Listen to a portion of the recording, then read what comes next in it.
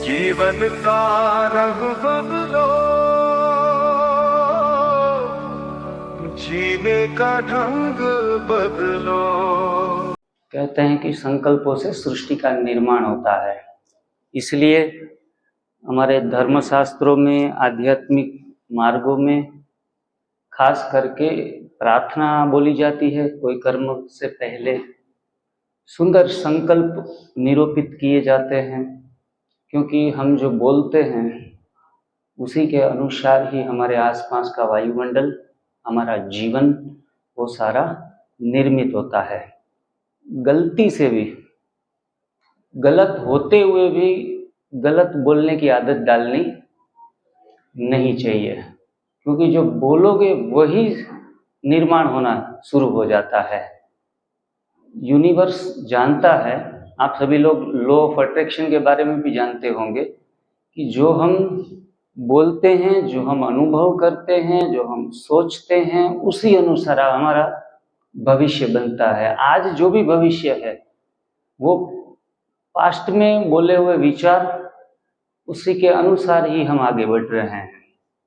इसीलिए एक दो दिन में ये सकारात्मक बोलने की आदत नहीं पड़ती, लेकिन ये एक साइंस तो है, फिलोसॉफी है और प्रकृति के नियम है। ये प्रकृति जैसे ग्रेविटी फोर्स में काम करती है कि कोई भी चीज ऊपर उछालो नीचे आ रही है, गुरुत्वाकर्षण के नियम से। उसी नियम के आधार काफी सारे नियम प्रकृति ने बनाए हैं। उसमें से एक नियम ये भी है कि हम जो बोलते हैं वही हमारे पास आएगा। मैंने ये नियम के बारे में लगभग, तब मैं कोई प्राइवेट स्कूल में थोड़ा एजुकेशन फील्ड में काम कर रहा था, बहुत कम सैलरी में। काम निष्ठा से करता था, ईमानदारी से करता था, लेकिन ज़्यादातर हम दुनिया में देखते ईमानदार और निष्ठावान लोग पीछे रह जाते हैं और अपने काम में बैल की तरह पूरी जीवन खत्म कर देते हैं। लेकिन ये जो साधु ऊपर से छलांग लगाए तो भी नीचे आए और शैतान भी नीचे ही आता है, क्योंकि सृष्टि के नियम साधु पर भी अलग नहीं है, शैतान पर भी अलग नहीं है। तो हमें ये सीखना है कि हम कितने अच्छे हैं जरूरी नहीं है, लेकिन सृष्टि के नियम को समझना जरूरी बन जाता है। तब मैंने सोचा कि चलो, हमारे पास 5 साल 10 साल काम किया, 1 लाख बैंक बैलेंस भी नहीं है। अचानक से कोई जरूरत पड़ गई 5-25 हजार की, वो भी हमारे पास तो है नहीं।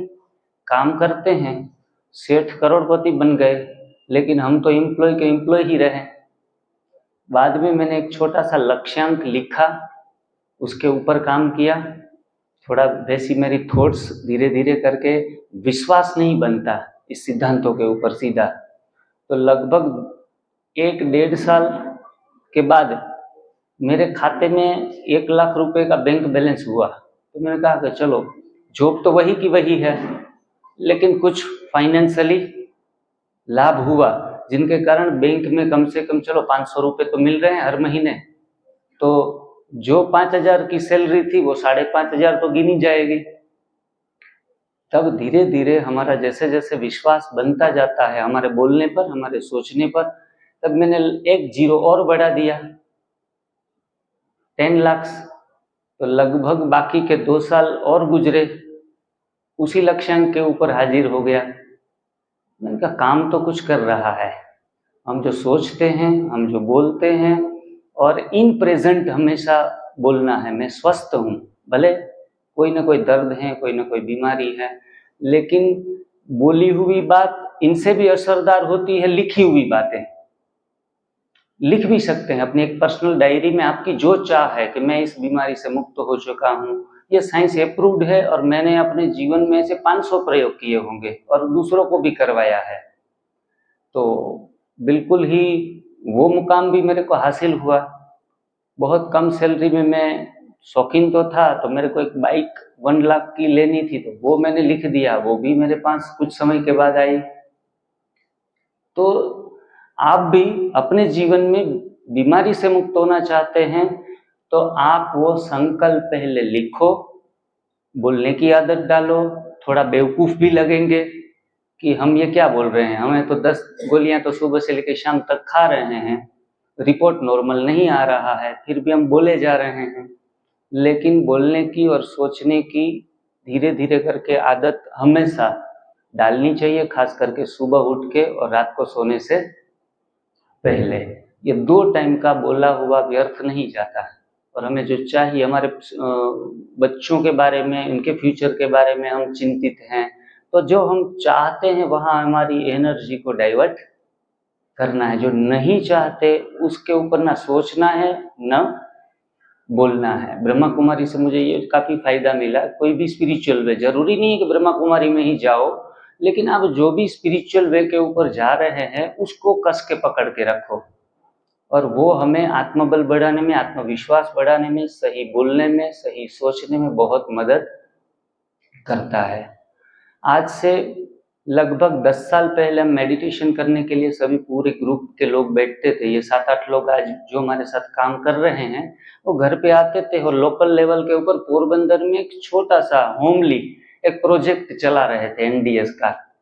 तब हम घंटे घंटे भर मेडिटेशन करते थे और बच्चों को मैं बोलता था कि हम भारत के सभी राज्यों में, स्वास्थ्य तो सबको जरूरी है, तो हम सभी राज्यों में जा रहे हैं, शिविर सेमिनार कर रहे हैं और हजारों लाखों की संख्या में लोग इनसे लाभान्वित हो रहे हैं, पूरा भारत स्वस्थ हो रहा है।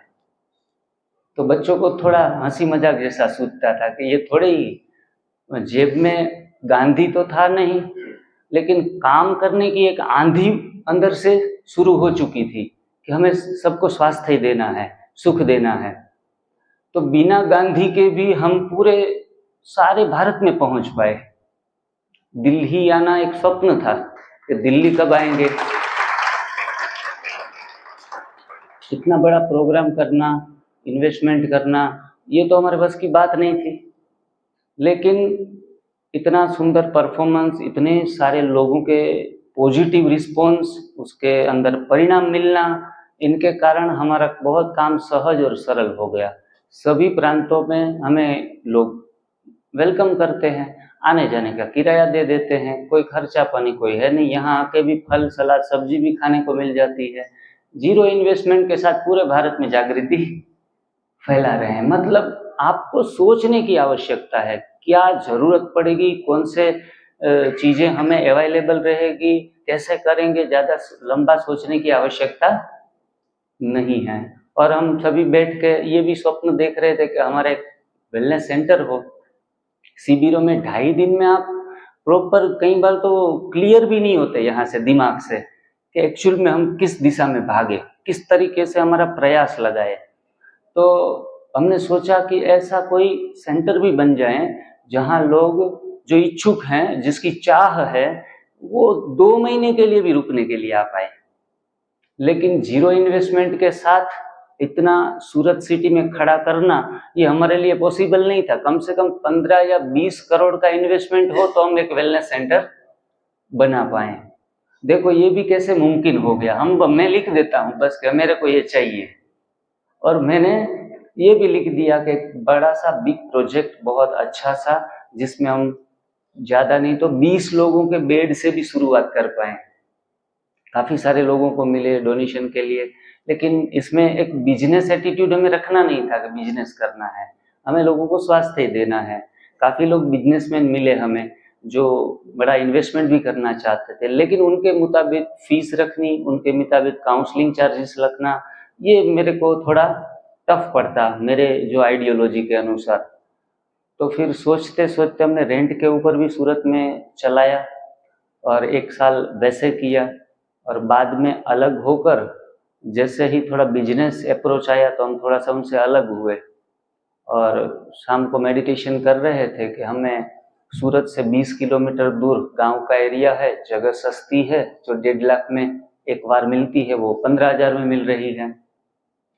ऐसी जगह में लगभग 400-4,000 स्क्वायर फीट की जगह, और आज सेंटर भी वहाँ 8 कमरे भी खड़े हैं। लगभग 1 महीने में पूरा कंस्ट्रक्शन हो जाएगा।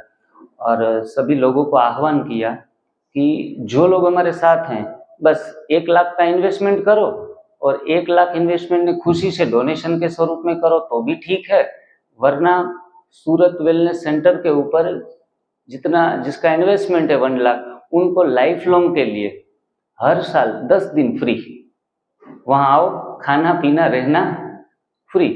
और अगर वो 10 दिन का फ्री पैकेज नहीं लेना चाहते, थोड़ा ज़्यादा दिन आना चाहते हैं, 2 महीने के लिए भी आना चाहते हैं, तो प्रतिदिन का 500 रुपये चार्जिस में एसी कमरे की फैसिलिटीज, खाना पीना और उनकी काउंसलिंग, ये आज मुमकिन बन पाया है 1 महीने में। जैसे ही मेरे को ये थॉट्स आया, मैंने सीधा यूट्यूब पे डाला, 1 या 1.5 महीने में 50 लोग तैयार हो गए, हमारा कंस्ट्रक्शन शुरू हो गया और 1 महीना और बाकी है प्रोजेक्ट रन होने में। तो लगभग 150 के आसपास मुझे पूरा यकीन है 150 लोग आराम से हो जाएंगे। 1.5 CR में तो लगभग आराम से 20 बेड का हम वेलनेस सेंटर चला पाएंगे। लोग थोड़ा सा में बुद्धू भी समझते हैं कि भाई 800-1000 रुपये में तो धर्मशाला में एसी कमरा मिलता है और आप 500 रुपये में सारा ट्रीटमेंट और ये सारी सुविधाएं कैसे दे पाएंगे। मैंने कहा ऊपर वाले की मर्जी और हमारी नीयत साफ है, लोगों की सेवा का आशय है, और मैं तो ये भी चाहता हूँ कल जाके शायद फ्री भी कर दें, कोई भी आए, एक डोनेशन बॉक्स रखो, आओ 5 दिन का ट्रेनिंग लो, और ज़्यादा हमें टेंशन नहीं होता, क्योंकि कच्चा खाने वाले लोग हैं ना, उसको हमारे मोदी जी कह रहे 56 की छाती भी चाहिए। कोई 2 महीने आराम से कच्चा खाने की ट्रेनिंग में आना चाहे तो भी 1000 बार सोचेगा। तो 5 या 10 दिन की ट्रेनिंग आराम से जैसे ही लोग ले रहे हैं, घर पे आदत लगाना थोड़ी मुसीबत हो जाती है। इसी वायुमंडल में रहना, अपनी आदतों को चेंज करना, ये चैलेंज हो जाता है। तो कोई ऐसा प्लेस हो कि जहाँ जाके हम थोड़ा सा रिदम इस चीज़ की ले पाएँ, तो आज वो भी संभव हो गया है। तो पूरे भारत को स्वस्थ बनाएंगे, दीप से दीप जलाएंगे, हर एक जगह, हर एक व्यक्ति के अंदर ये रोशनी जाग जाए स्वास्थ्य की। और हम अभी थोड़ा कठिन लगता है कि जीभ के स्वाद को जीवन भर के लिए कैसे त्यागना संभव है, ये भी हर एक के मन में प्रश्न उठता है। कि यहाँ दिल्ली तो छोले भटूरे मेरे ख्याल से बहुत फेमस है, और हमारे पोरबंदर में खाजली है, सूरत में खमण है, हर जगह जाते तो फेवरेट कोई ना कोई चीज़ें होती है। अभी पंजाब में गए थे तो क्या लस्सी और हाँ अमृतसरी कुलचा, सरसों का साग और मक्के की रोटी, ये सारी चीज़ें जहाँ भी जाते हैं ना तो पहले ऑफर करते हैं कि सर आप इतना दूर से आए तो एक बार तो कम से कम शाम का भोजन तो आप ले सकते हैं, तो हमारा खाना जो है संस्कृति का वो तो आप टेस्ट करो।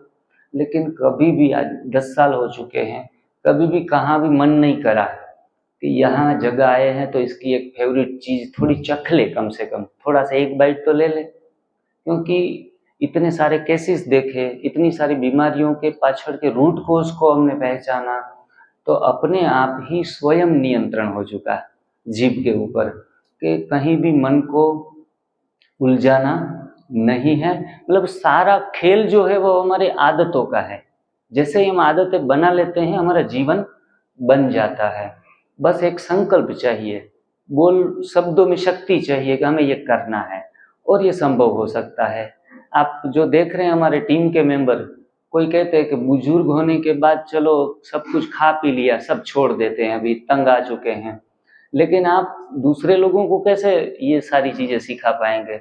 तो कुदरत ने ये किया कि हमारे साथ 8-10 लोग हैं, सारी की उम्र 20 से 30 साल के बीच में है, जिनको कोई बीमारी ही नहीं है फिलहाल, फिर भी रो डाइट ले रहे हैं। शाम को थोड़ा सा स्टीम कोई कंदमूल ले लिया, वो अलग बात है, या सब्जी ले ली, बाकी अनाज दालों के बगैर ही हमारा पूरा ग्रुप, और विदाउट सोल्ट में भी 80% 90% ग्रुप के लोग भी विदाउट सोल्ट जी रहे हैं। तो दिमाग से ये ख्याल निकाल दीजिए कि कोई चीज़ संभव है या नहीं है, ऐसे विकल्प लाने की आवश्यकता नहीं है।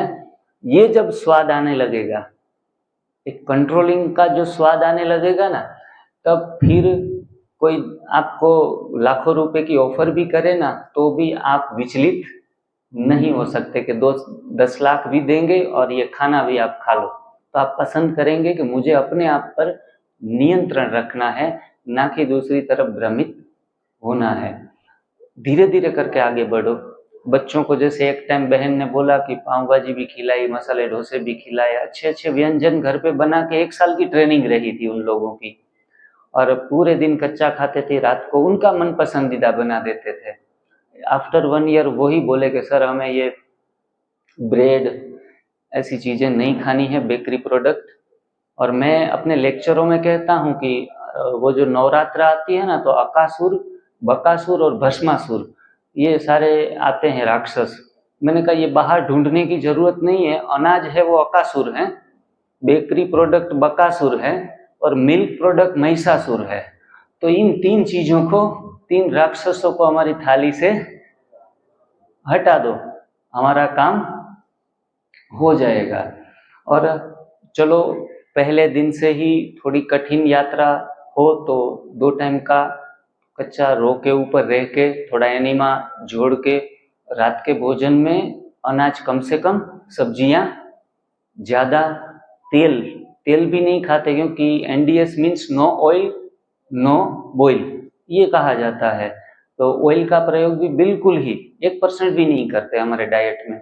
फिर भी आप अभी परिवार के बीच में रहना है तो ऑयल भी कच्ची घानी का यूज कर दो, या फिर वो जो नॉर्मल ऑयल है वो मात्रा आधे से कम कर दो। ये सब कुछ संभव है, एक टाइम ले लो, मात्रा कम होगी तो परिणाम मिलना शुरू हो जाएगा। मैं यहाँ से काफी सारी चीजों के बारे में आपको बता रहा हूँ कि हरी पत्तियों का जूस ऐसा है, आंवला ऐसा है, लौकी का जूस पीना चाहिए, ये सारी बातें बता रहे हैं कि इनसे स्वास्थ्य प्रकट होता है। तो हम क्या करते हैं, उल्टे सिर सारी चीजों के ऊपर ढूंढने लगते हैं कि ये खाऊं, फलाना फल ले लूं, फलानी सब्जी का जूस निकाल लूं, गाजर का जूस पी लूं, बीटरूट का जूस पी लूं, इनसे हेल्थ मिल जाएगी। तो एक बात हमेशा आपके दिमाग में रखिएगा कि सही चीजों का चयन करने से स्वास्थ्य प्रकट नहीं होने वाला। आप थोड़ा शॉकिंग हो गए कि तो क्या सही चीजों का चुनाव करने से स्वास्थ्य प्रकट नहीं होगा? वो आपको मदद करेगी स्वास्थ्य प्रकट करने में, लेकिन गलत चीजों को छोड़ने से स्वास्थ्य प्रकट होता है। समझ गए? गलत चीजें जो भी हैं हमारे डाइट के अंदर, उनको रिमूव करने से, और जो पड़ी है अंदर आंतों में, लगभग 9 मीटर का हमारा डाइजेस्टिंग सिस्टम है, 25 फीट की छोटी आंत, 7 फीट की बड़ी आंत, 32 फीट के अंदर लगभग जो भी खाया है 30 साल, 32 साल, 50 साल, उसके काफी वेस्ट अनवांटेड एलिमेंट्स चिपके पड़े हैं। जब तक वो निकलेंगे नहीं, अच्छी चीजें डालने के बाद भी शुगर नहीं जाएगा, अच्छी चीजें डालने के बाद भी बीपी कंट्रोल हो सकता है कि 10 में से 5 को हो जाए, 5 को ना होवे।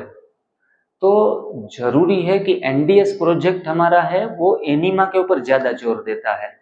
विदाउट एनीमा आपको कच्चे खाने के ऊपर जाना नहीं है।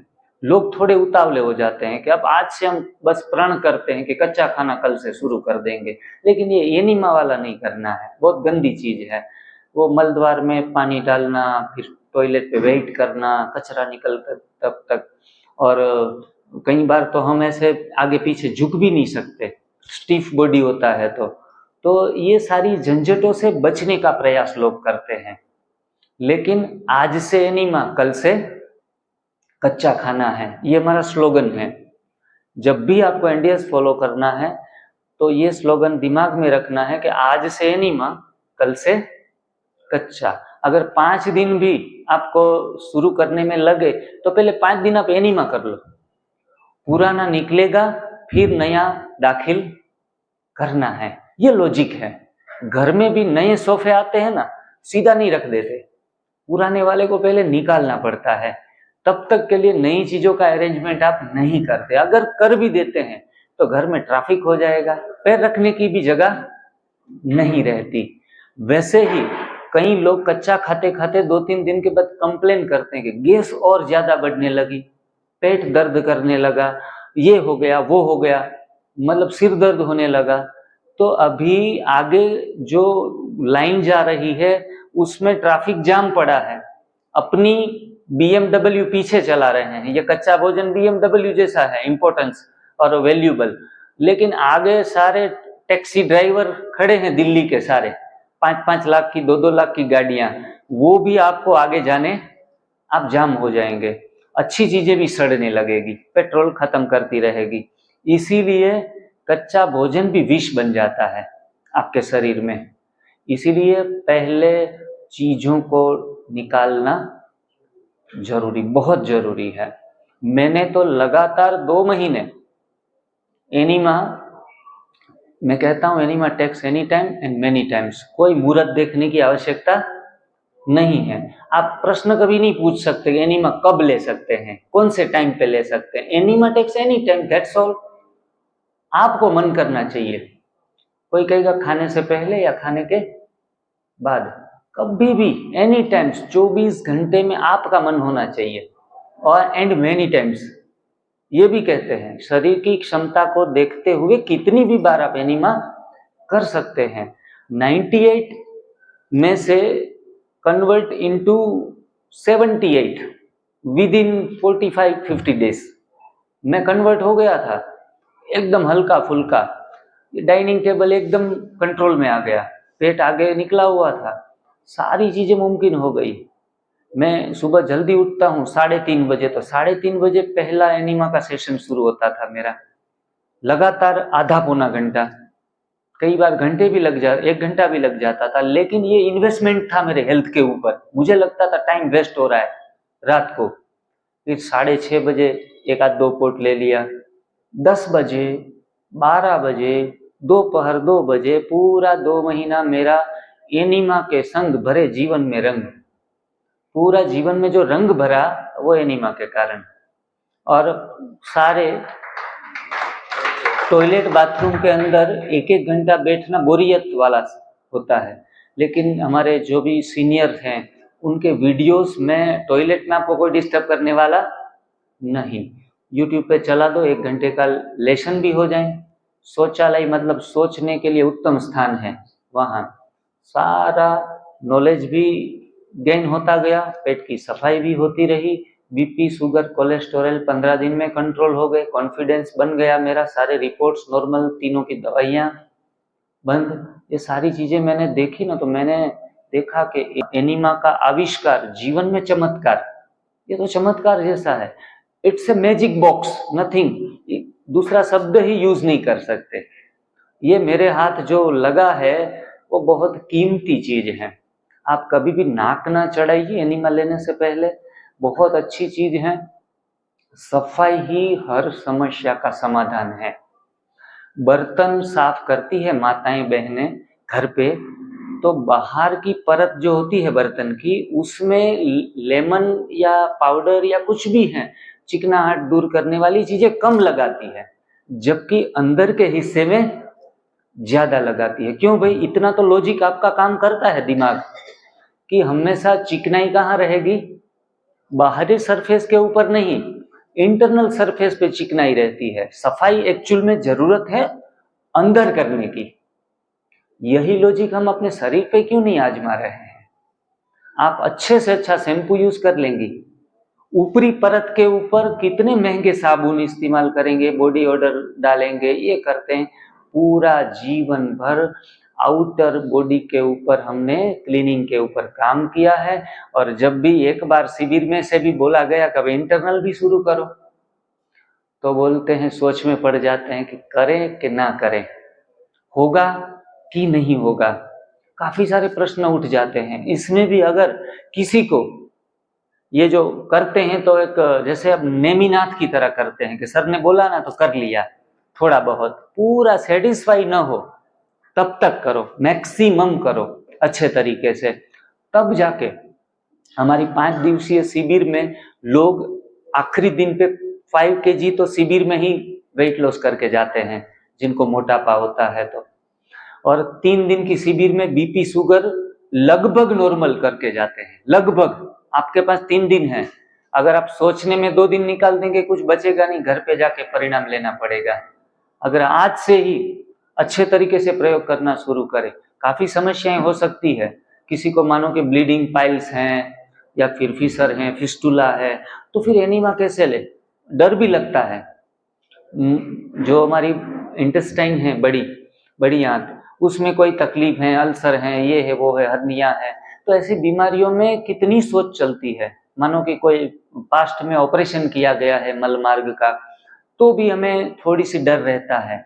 लेकिन ये सिंपल नली जो आपको बताई गई है, वो नली 6 मास के बच्चों से लेके 100 साल के बुजुर्गों को इसी से एनीमा लाखों लोगों को दिए हैं और उत्तम परिणाम मिले हैं, उत्तम से उत्तम परिणाम मिले हैं। मुझे भी, मैं कोई लहसुन प्याज 23 साल से खाया नहीं, लेकिन गेहूं के लड्डू भी मुझे बहुत पसंद थे, पराठे भी पसंद थे, भाखरी भी पसंद थी। तो ये भोजन, तेल भी यूज करता था, घी भी यूज करता था और मिल्क प्रोडक्ट सभी अच्छी तरीके से लेता था। तो मेरे को भी इतना, मैं इनको सात्विक भोजन समझता था। ये भोजन लेते लेते मैंने जो बीमारियां गिनवाई ना, इसमें से मुझे भी जब कचरा शरीर से बाहर निकलता तो ब्लडिंग भी होता था, तो मुझे तो पता भी नहीं था कि ये रोगों का नाम क्या है। काफी सारे रोगों के तो नाम भी मेरे को पता नहीं थे। मुझे लगा कि इतनी बीमारियां इतनी कम उम्र में, लगभग ये मेरी सारी जो बीमारियां हैं वो कहानी 35 साल की उम्र की बात बता रहा हूँ। तो बीमारियां कोई उम्र नहीं देखेगी, वो कोई भेदभाव नहीं करती, कौन से धर्म का है, कौन सा उम्र है, तो कौन से देश का है, सबको लागू हो जाती है अगर खाने में नियंत्रण नहीं है तो ये 3 बीमारियां, फिशर, फिस्टुला, ब्लीडिंग पाइल्स, ये थोड़े बहुत हल्की सी शुरुआत हुई थी, वो मेरे को 45 डेज में पूरा आराम मिल गया था। तब मैं चैन से बैठ पाता, क्योंकि ये सब समस्याएं जब शुरू हो जाती है तो हमें पता है, सबको जिसको अनुभव है, जो बीमारी लागू हुई है, हाथ पैरों में खिंचाव रहता है। कई बार हम पेट सफाई के लिए जाते हैं, बाद में काफ़ी जलन लंबे समय तक रहती है, स्कूटर या बाइक चलाना भी आसान नहीं रहता, ब्लीडिंग भी अचानक से आ जाए। ये समस्याओं से हम जब गुजरते हैं तो हम इनके लिए इलाज ढूंढते हैं, फिर वैद्य और हकीम के पास जाते हैं कि कुछ ऐसा प्रयोग करें। मैंने बटर मिल्क, छाछ लगभग 1 साल पी थी। किसी ने बता दिया कि छाछ में वो जो धनिया पाउडर मिला ले और जीरा थोड़ा मिला ले और वो छाछ का ही सेवन करो पूरे दिन भर के लिए, तो इनसे मुझे बहुत आराम मिला था। लेकिन मैंने आज सुबह भी कहा कि कोई भी ट्रिक आप जो न्यूज़पेपर में पढ़ो, पड़ोसी आपको बोल जाएं, वो ट्रिक आपको आराम दे सकेगी, क्योर नहीं दे पाएगी। और ये सारी तीनों समस्याएं मेरे को इसी चीज से इलाज मिला है।